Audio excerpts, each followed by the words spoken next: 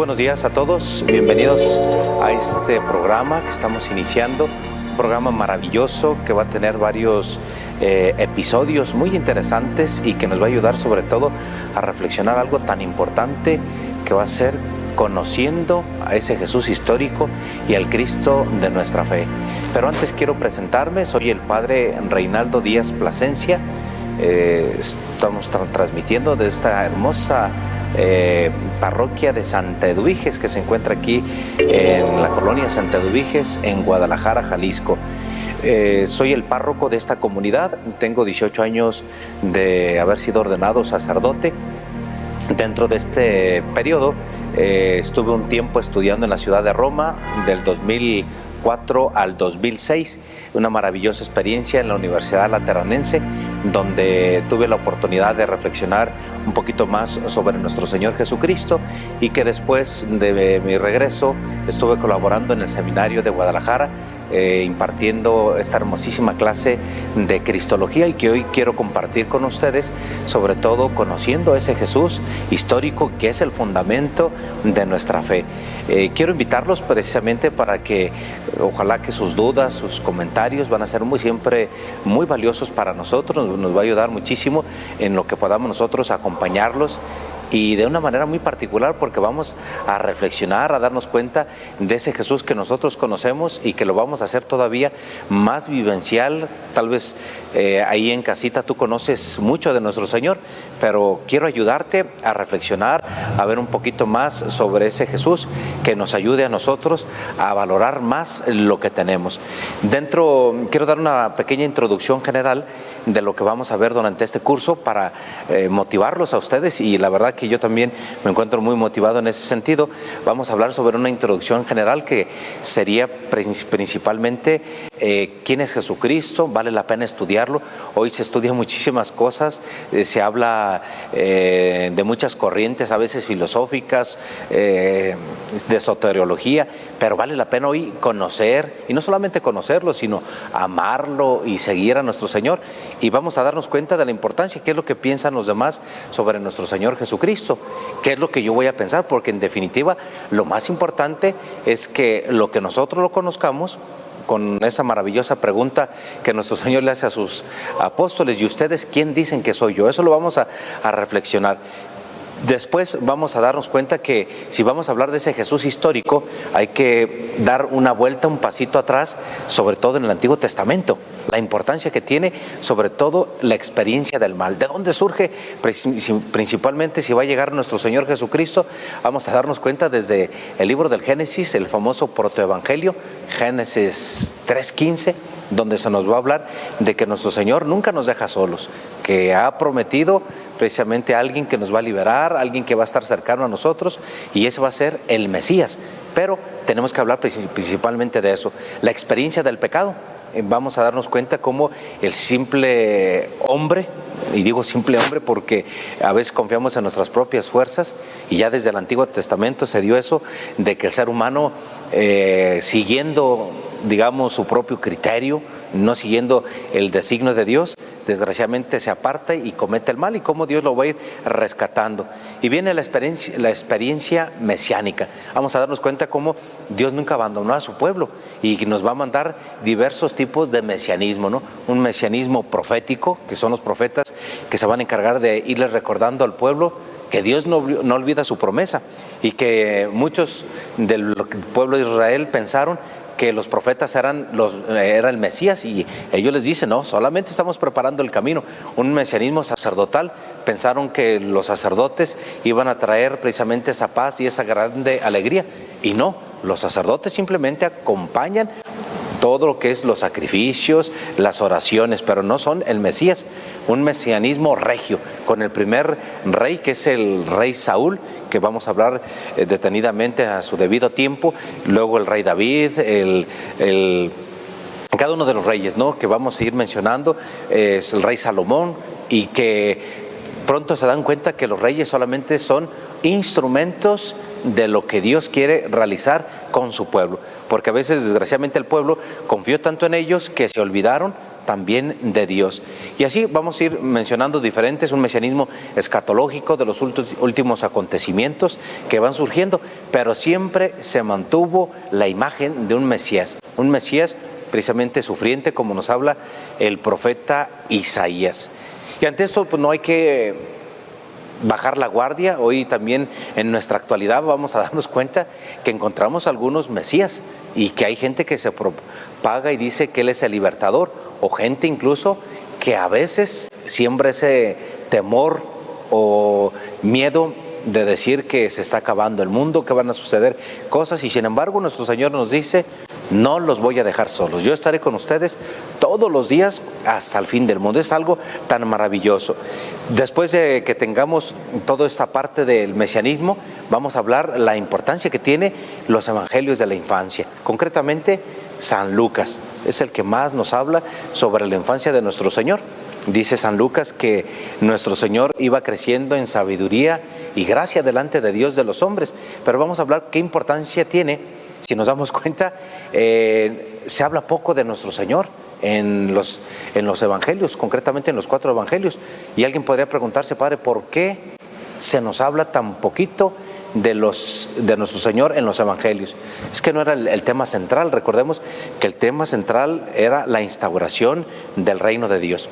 De hecho, nuestros hagiógrafos, cuando empezaron a redactar con la luz del Espíritu Santo los evangelios, lo último que se redactó fueron la infancia de nuestro Señor Jesucristo.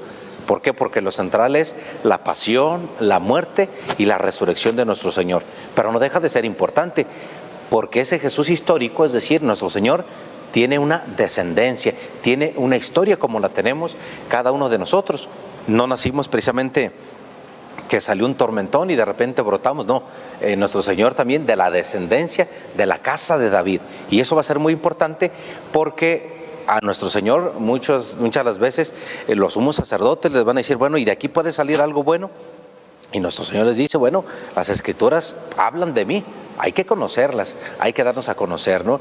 Y después vamos a ver la importancia del bautismo. Todos nosotros sabemos que para formar parte de la iglesia necesitamos estar bautizados. ¿Qué elementos tan importantes se manifestaron el día del bautismo de nuestro Señor? Incluso el día de nuestro bautismo, porque a veces yo también les presento algo importante. ¿Tú sabes la fecha de tu bautismo?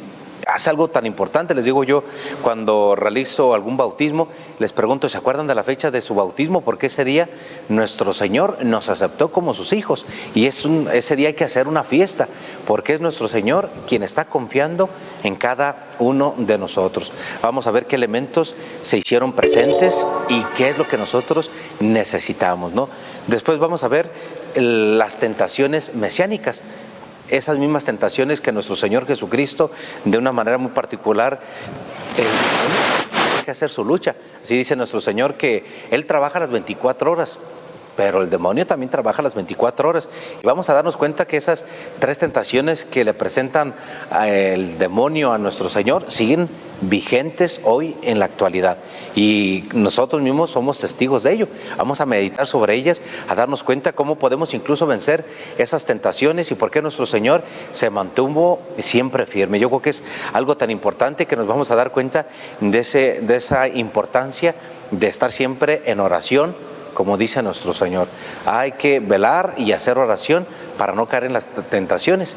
De hecho, nuestro Señor dice que no puede quitar las tentaciones, pero no hay que propagarlas. Es decir, si yo ya me conozco, ¿para qué me pongo en el tentadero? Es decir, ¿para qué le busco más ruido donde sé que voy a sucumbir? Mejor pedirle a Dios la fortaleza y seguir adelante. Eso lo vamos a ver. Y lo más importante, lo que nuestro Señor Jesucristo vino a instaurar cuando estuvo con nosotros, el reino de Dios. Sabemos que aparece cerca de 110 veces la palabra el reino de Dios. Y ese es el tema central de toda la predicación de nuestro Señor. Va a girar en eso, el reino de Dios. Yo creo que muchas de las veces nos hemos preguntado: ¿y qué es el reino de Dios? Nos vamos a dar cuenta que nuestro Señor nunca quiso compararse con un reino de los que ya existían. Todo reino, incluso por muy famoso, se viene a la ruina. Vimos el imperio romano, el imperio griego, persa, egipcio, y síganle ustedes hasta donde vean, y todos vienen a la ruina. Y nuestro Señor nunca se quiso comparar con ningún reino. Solamente Él nos va a decir que su reino no es de este mundo. Cuando lo interrogan y le dicen, oye, ¿y tú eres rey? Dice, claro, yo soy rey. Lo habla precisamente de frente cuando está con Pilatos. Pero esto es muy importante porque nos vamos a dar cuenta, como dice el apóstol, el reino de Dios consiste en justicia, paz y gozo en el Espíritu Santo. Eso lo vamos a meditar de una manera muy particular. Y el reino de Dios siempre va a ir unido a algo tan importante que es los milagros de nuestro Señor. Nuestro Señor no vino a hacer milagros, porque a veces somos muy dados a pedirle a Dios, y qué bueno que le pidamos, pero no vino a hacer milagros. Vino a instaurar el reino de Dios, y como fruto de ello, como tu adhesión, tu fe a ese amor de Dios, viene precisamente los milagros. Vamos a ver que es un milagro, es un hecho prodigioso, extraordinario, fuera de la naturaleza, donde interviene Dios. Pero Dios no vino a hacer milagros. Incluso en algunas ocasiones le dicen, oye, ¿qué signos vas a realizar aquí con nosotros para que te creamos? Y nuestro Señor los regaña y les dice, hombres de poca fe, si no ven signos y prodigios, no creen. Y a veces, ¿cuántas veces nos parecemos? Le pedimos a Dios, Señor, si no me concedes esto, no voy a misa. Si no me concedes que se alivie mi ser querido, entonces me voy a apartar de ti. Quien recibe el daño provecho somos nosotros. Y nos vamos a dar cuenta, meditando algunos de los milagros de nuestro Señor, que día con día somos testigos nosotros de un maravilloso milagro. Cada uno de nosotros, al empezar una nueva jornada, el saber que no estamos solos, que contamos con la ayuda de Dios, es un maravilloso milagro. No esperemos un hecho extraordinario de nuestra vida cuando tenemos un grande regalo, que es día con día la maravillosa oportunidad de hacer el bien. Y después vamos a ver las actitudes de nuestro Señor. ¿Qué actitud nuestro Señor tomó ante la ley? Muchas las veces lo van a criticar porque dicen que nuestro Señor ha venido a destruir la ley, y Él les va a decir, mire, un momento, no he venido a quitar las leyes ni poner obstáculos, al contrario, vino a darles plenitud. Y vamos a ver cómo nuestro Señor paga sus impuestos. Cuando le dicen, ¿de quién es la imagen?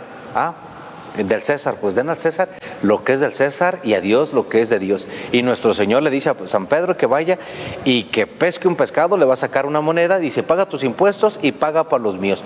Es decir, ante las autoridades, nuestro Señor siempre es muy respetuoso. Y vamos a ver la actitud de nuestro Señor, siempre una actitud, sí, de servicio, humilde, pero sobre todo de una grande adhesión al Padre, que vamos a aprender muchísimo. Y después vamos a meditar sobre el aspecto más importante, el fundamento de nuestra fe, la resurrección. Yo creo que todo lo que es nuestra religión, nuestra fe, se basa ahí en la resurrección. Si Cristo no hubiera existido, vana sería nuestra fe. Y cada uno de nosotros vamos a darnos cuenta qué es la resurrección, y la verdadera resurrección, que es la de nuestro Señor Jesucristo.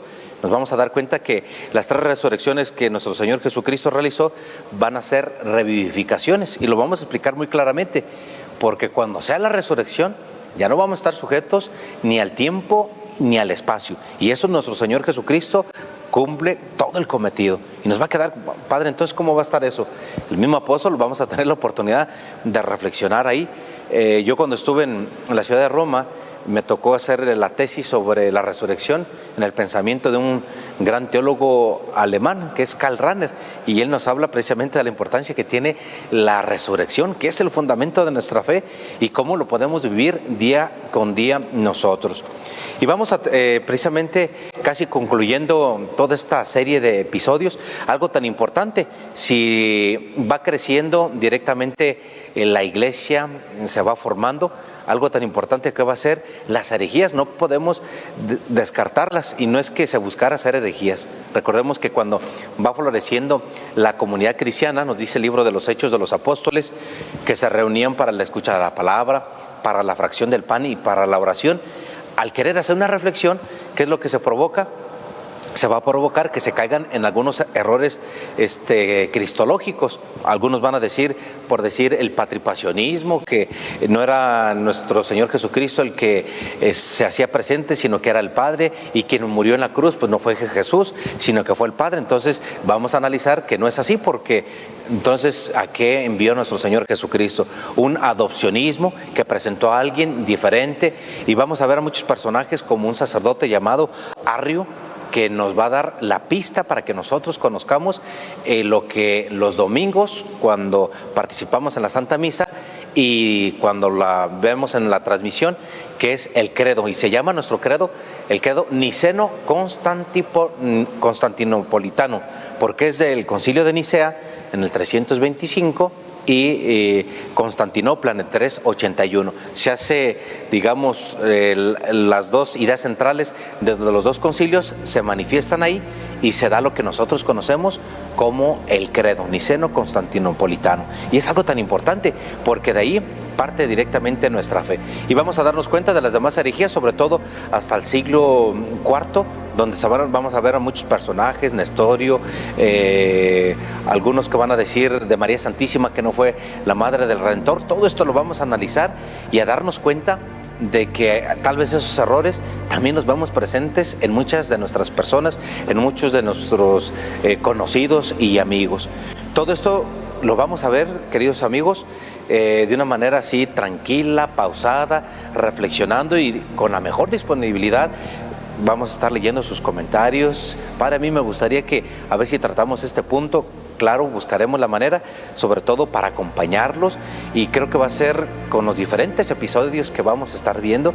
Ojalá que el objetivo principal es que nos enamoremos de ese Jesús. Recuerden que lo más importante es conocerlo, amarlo, seguirlo y después dar ese testimonio, porque nadie ama lo que no conoce. Así es que bienvenidos a esta pequeña introducción donde vamos a recorrer todo esta serie de temas donde nos vamos a enamorar día con día de nuestro Señor Jesucristo. Muchísimas gracias, es un gusto, un placer y nos seguiremos viendo.